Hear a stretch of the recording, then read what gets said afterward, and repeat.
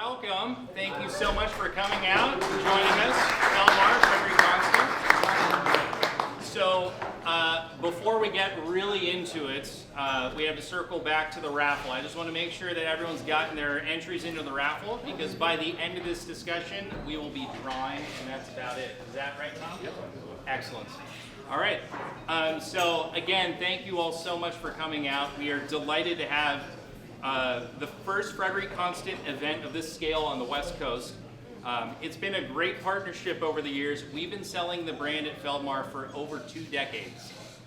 Tonight, representing the brand, we have Roger Appitz from, he's our regional West Coast sales manager for the Midwest, and now the VP of training for Citizen and Bulova. And also our good friend John Carver. What's up, John? We also have 2 esteemed guests in the watch industry who will be on this panel discussion. Jack Forster, Global Editorial Director at the 1916 Company, and Jason Gong, founder and CEO of Complecto, a global watch community and creative agency dedicated to making the world of watches more inclusive and culturally relevant. Jack, Jason, welcome to Feldmar. Yay! Thank you. Thank you very much. Greetings. Thank you so much. 2 people, 1 mic. Whoa, whoa, whoa. Whoa. First, let's do a wrist check, guys. What are you wearing? Really, we're starting off on the high road. I'm wearing a new for this year Frederique Constant perpetual calendar with a salmon dial, FC caliber 776. And I've actually got 2 watches on because why not? I've got the High Life Heartbeat on my right wrist, and on the left, I've got the Frederique Constant Flyback Chronograph as well. So 2 for 1. What are you wearing, man? Oh, I'm wearing the FC 718 limited edition World Timer in green. This is one of how many pieces, Roger? See here, right? Yeah, 718. There it is. Excellent.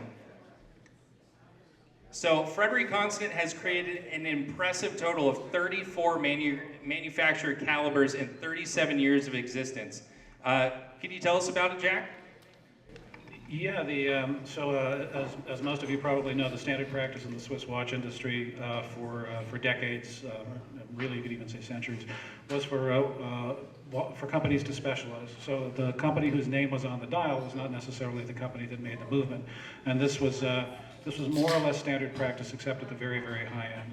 So for a company to make its own movements requires a lot of self-confidence, and it requires a tremendous investment in the machinery and the people who are necessary to produce in-house movements. So for Frederique Constant to do that, and especially for them to do it across such a wide range of complications and such a wide range of interesting innovations in their complications, especially, it's essentially unheard of. Yeah, absolutely. And Jason, do you have? I'm sure you have your own perspective on what is in-house. Yeah. So I think in-house is check. In-house is a term I think most people in the room now, if you've been into watches for a bit, you've been hearing a lot more over the better part of maybe the last 8 years to 10 years. To Jack's point, historically, many brands did not manufacture their own calibers. They weren't making their own movements in-house.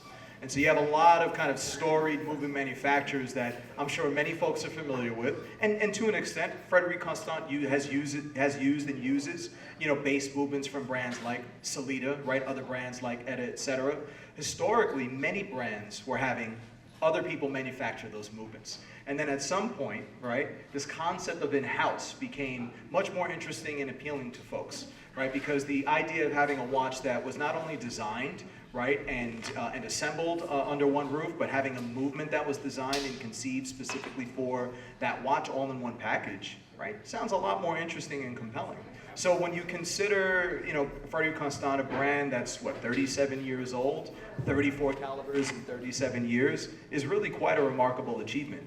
And I've had the opportunity to visit the manufacturer several times over the years, and to actually see the operation that they have set up, from them machining the components to finishing them, assembling them, it really gives you a much deeper appreciation for what goes into bringing these calibers to life. So it's incredibly impressive.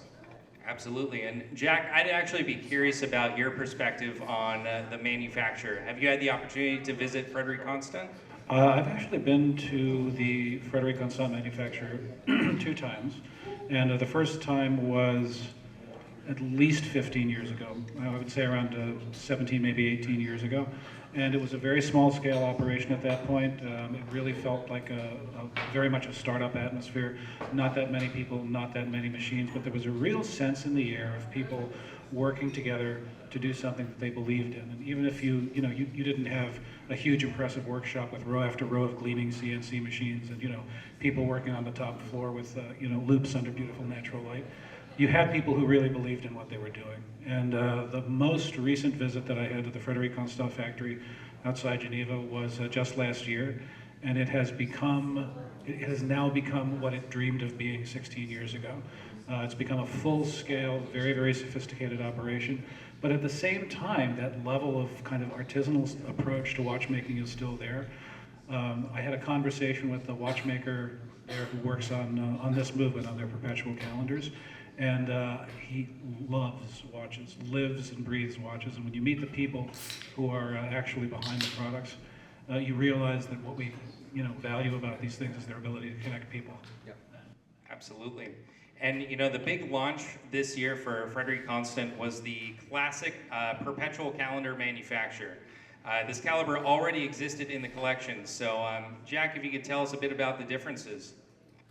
Yeah, I think the biggest difference is probably an increase in power reserve. The perpetual calendar from Frederique Constant it's a true classic perpetual calendar, linked to the cycle of the Gregorian calendar. So the watch, I think pretty much everybody here knows the basics of how a perpetual calendar works. And if you have looked at perpetual calendars, you're probably aware that they're typically very, very, very expensive. They're typically extremely delicate. And living with one on a daily basis is something that it's a little bit difficult to do. You normally don't think of a perpetual calendar as a daily wear watch, but it's when you wear a perpetual calendar every day that you actually are able to enjoy what it does the most. And in producing this particular version of the perpetual calendar, Frederique Constant has produced a perpetual calendar movement that is very robust. It's very capable of tolerating daily wear. It's something that you can wear every day with confidence.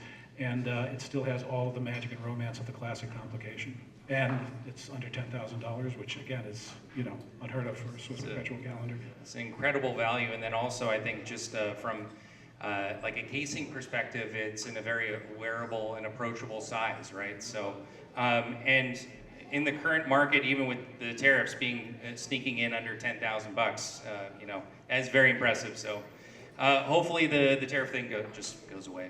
That's the big from your mouth to God's ears. Yeah, that's all of us. So, So the other aspect that I find to be pretty interesting is regarding the manufacturer is that generally speaking, these are not normally open to the public. It's a pretty behind closed doors sort of thing. So beyond your abilities to go and visit the manufacturer, there's actually a public option. So you can actually schedule a manufacturer tour and a museum tour as well. So I'd encourage everyone to go next time you're in Geneva. So. Yeah, it's a really incredible experience. Despite the fact that Frederique Constant has become much more of a presence and much better known over the last few years, the truth is it's still a relatively small company. And production is still relatively small, and the number of people working on the watches is still relatively small, and it really does feel in so many respects the way that you would hope a Swiss watch manufacturing entity would feel. And now we've received some special pieces from Frederique Constant for this event, and it includes 2 that are being shown for the first time in the US today. And in fact, to the public, it's the first time we'll be able to see them. Gentlemen, what is it? Ooh, well, here comes Roger with the goodies. So these are incredible. What you've got here, can you all recognize this stone? Gorgeous, gorgeous turquoise stone in the classic date with the moon phase complication. And then we've also got the world timer with this gorgeous lapis lazuli as well. Now stone dials, obviously they're having a moment, right? And the trend is very much back in vogue, and I don't think that they're going to go anywhere. And I think aside from the obvious beauty of stone dials. What some folks may not realize is every stone dial is a piece unique, right? Because these are slices of natural stone, and so what you're getting is something that was made as God intended it to be and completely unique for every single stone. And so above and beyond just the beauty, I think, that is inherent to both of these calibers and collections, you're getting something that's incredibly unique as well, and just brings a level of savoir-faire, as the French would call it, and it really elevates the pieces in a way that I think is really special for Frederique Constant. Yes, it's just I'm the source of nerdy information that nobody else bothers to remember. And there's an interesting little historical fact about lapis lazuli. For centuries, it was the only true blue pigment that was used in the fine arts. So if you look at Renaissance altarpieces, for instance, there's this beautiful, beautiful sky blue in the robes of the Virgin, and that is pigment made from lapis lazuli. It was insanely expensive. It's still very difficult to find high-quality lapis lazuli even today. Like I said, the only true blue pigment for centuries in the history of the fine arts. Mm-hmm. And then also, these are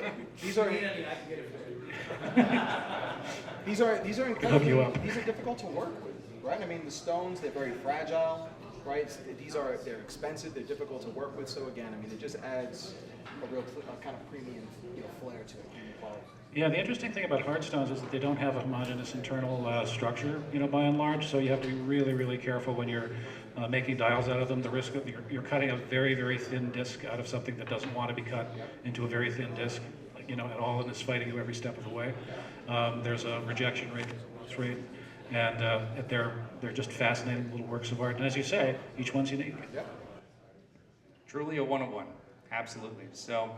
I would be curious, so we're all enjoying talking watches and playing with watches, but I'd be curious to turn it over to the crowd and to the gang. If anyone has any questions at all for Jack or Jason, this is a great opportunity to kind of speak to the group. So,